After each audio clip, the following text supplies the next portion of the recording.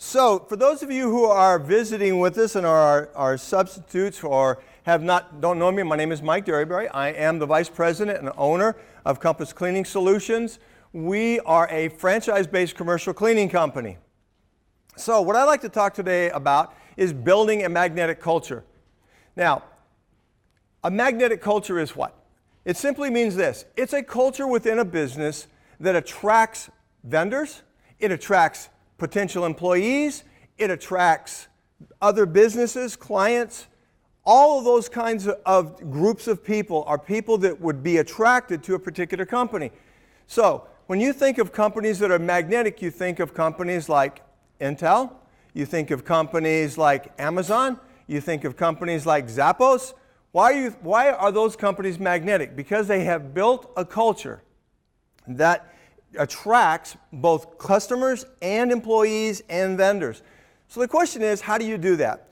Well, what we do is we said early on that we were going to change the course of commercial cleaning.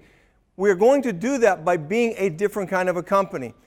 And part of that is that as a company, we're going to build a culture. And a culture starts with your purpose. Now, what does a purpose? Purpose simply is, why do we do what we do? Now, let me ask you guys a question. Really quickly, think in your own mind. How many of you can, within 10 words, less than 10 words, tell me why you do what you do? If you can't, and that's great, I love seeing that, but if you can't, let me tell you that you really need to sit down and think about, why is it that I do what I do? Let me tell you how we do this. Franchising is part of our deal. We are a franchising company, but we are also a commercial janitorial and commercial cleaning company. Now, when we talk about franchising, what do we do? Well, we help underserved communities achieve financial freedom through business ownership. That's what we do. So far, in the state of Arizona, we have 95 franchises. They employ over 200 people. Each one of those franchises, in just recurring business alone, not special services or any of the auxiliary things that we do, but just in recurring monthly revenue alone, they average $53,000 per owner. We have also established an initiative to start creating contractors as veterans. We have our first veteran that we've started recently, and they are now working with us on our ceiling cleaning division. Not only do we do franchising, but we also do client sales. Client sales, as you've heard me say for years and years and years, is our objective is to help businesses increase productivity, profitability, and performance. And everybody goes, okay, what does that mean? Well, what it means is this. On your table or at your seat in front of you, you will see a little sheet. And what I've shared there is it's basically an infographic, and I have also listed the link to it that you can go to and actually watch it yourself if you would like. But basically it's this, is that when you properly clean and properly service a building, you're not only reducing losses, but you're increasing productivity. It's been proven that if you operate in a building that is organized and clean and sanitary, and it doesn't stink, and it's all those kinds of things that you run into in different buildings, actually productivity will actually go up 2 to 8%. Not only that, but we find that we can reduce losses by hundreds of millions, if not billions of dollars, and you'll see that graphic sitting there. The point is this. When we go in, we not only eliminate the losses, but we also add the profitability. That's what we do when we go in and we work with a particular client. We have over 600 clients, including the ones that you see listed here. These are all the different categories of businesses that we currently clean. Now, that's actually not true. We do a few oddball ones as well, but they're not complete industries. They're just individual little companies and stuff that we work with. Now, these are also the services that we provide. The services that we provide are for every one of those different clients. Each one of those clients has a different need at a different time. Sometimes they need just regular recurring service. Sometimes they need things like windows. They need things like carpet cleaning. Sometimes they need their ceilings done. Sometimes they need, in many cases, if it's a medical facility, they may need a terminal clean. And terminal cleans are a really different kind of an animal that you have to be really on top of your game and know what you're doing when you go in and clean these kinds of facilities. These are things that we know how to do. The other thing I want us to talk about is this. Not only do we build the culture based on your purpose or your why, it's based on your values as well. These are our values. I'm not going to go through all of them, but these are the values that we live by. This is how we operate every single day. My why is I've given you the purpose, but this is how we operate. Whenever we have to face a situation, this is the filter. This is what we look at whenever we're trying to make a decision. And if you're in our office for any length of time and you talk to any of the people in our office, you'll overhear conversations something like this. We can't do that because that violates that value. Or we have to do this because our values tell us this is what we're going to do. You will hear those kinds of conversations in my office. We have spent a lot of time over the last 3 years focusing on helping our employees understand our value system, why we do what we do, but more importantly, how we go about doing that.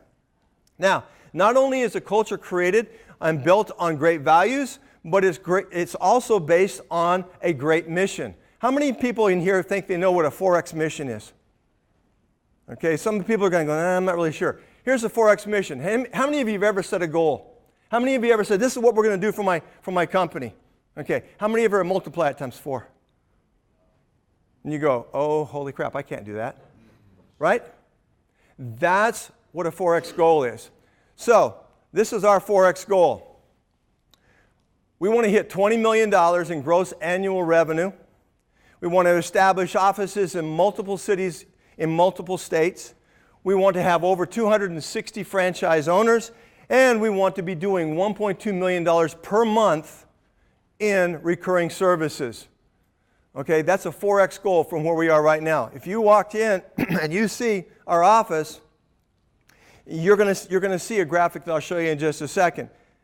When you have a goal, though, and you set goals and you don't put a timeline on it, it's just a wish. Okay? It's just a hope. It's just kind of a dream. We've actually put a date on it, 2020. Now that scares me because I've got 3 years plus, 3 years to 4X our current position. That means we got to change everything. Because here's the thing. If you go in and you do a business and you do not, or a goal, and you do not have to change anything but work a little bit harder, I have a question for you. Why aren't you working that hard now? Okay? If all you have to do is work a little harder, maybe put a little more effort in it, put a little more hours into it, that's not a 4X goal. A 4X goal will make you change everything. It will make you change the way you do business. It will make you change the people that you hire. It will make you change your systems. It will make you change everything. That's what what our 2020 goal is. This is a picture of our graphic up on our conference room wall, and it basically plots it. That means that any person who walks into my office and we have a conversation, they go into the conference room and it's on the board. I don't hide it. It's out there for everybody to see. They know exactly where it is, and they know where we are, and I can be challenged, I can be called out on that.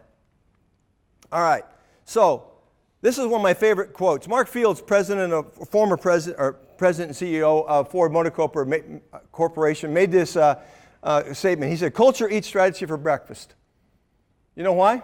I am the greatest strategy in the world, but if I have people who really do not understand our culture and have their own culture, they're going this way, and somebody's going this way, and somebody's going this way, and you do nothing but work against yourself.